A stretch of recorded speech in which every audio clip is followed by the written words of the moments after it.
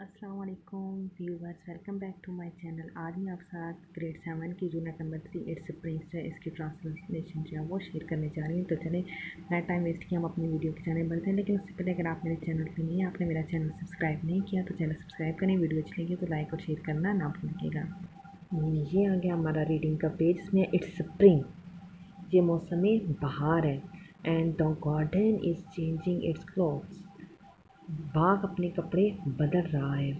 Putting away star winter suit, star scarf and drape brown overcoats. Putting away mean मतलब उतार के फेंक रहा है। क्या फेंक रहा है? गंदे ख़राब बुरे ओवरकोट उतार कर फेंक रहा है।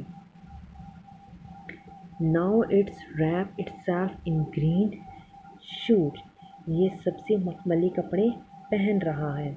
Sleeps on blouse, sleep with pink and white blossom, pink और सफ़ेद आस्तीनों वाला लिबास ऊपर रख रहा है।